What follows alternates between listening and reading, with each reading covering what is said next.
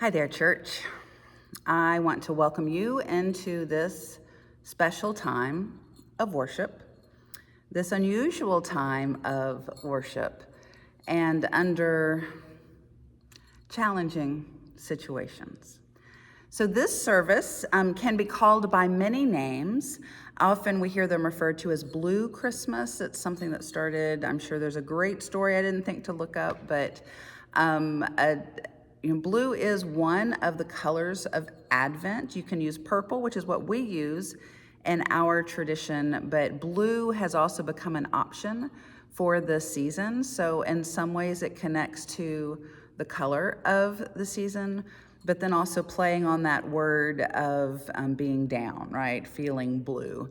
And then the other name of it is the longest night. And that's because traditionally, we haven't always done it on this night, but traditionally it's done on the winter solstice. The time, the actual date that the sun is in the sky for the shortest amount of time, the longest night of the year.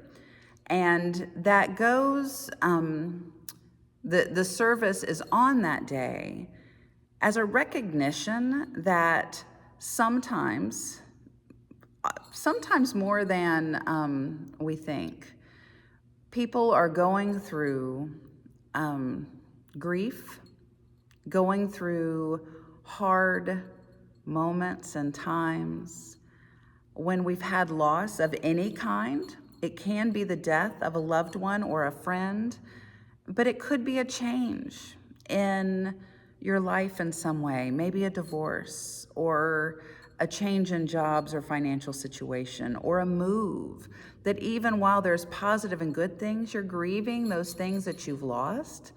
It's different at Christmas. And those Christmases where we have lost loved ones, Christmas is a hard season. So much of it connects us back to our loss.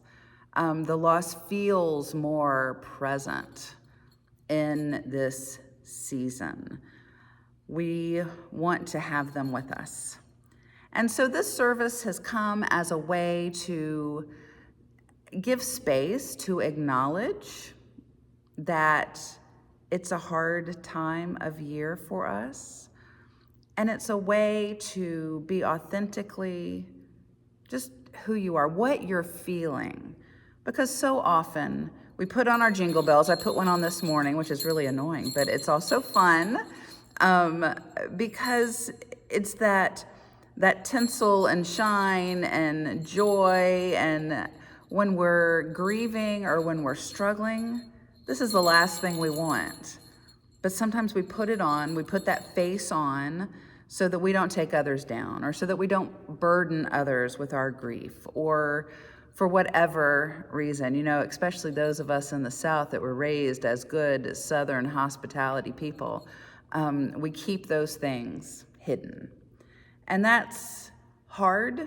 It's hard to do. It's also not healthy to do. And that's one of the beautiful things about church, that in the church, God calls us to be who we are, to come to the table authentically as ourselves, and to love our brothers and sisters. Even when we might be struggling with liking each other, we love each other, and therefore can bring all that we are into that space. So in this time, I invite you to allow those feelings that maybe you've been hiding or bottling up, so that you can find safe space to feel all of the emotions. My guess is, and it's not always the case, it depends on where we are in our journeys. My guess is most of us are feeling both, or not both, but conflicting emotions, right? We've got this grief and this heaviness and this sorrow, but we've also loved the jingle bell on some days or in some hours.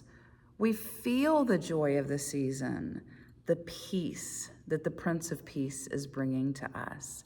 And it's this swirl of confusing emotions, sometimes swirling around at the same time. Allow yourself to be as you are.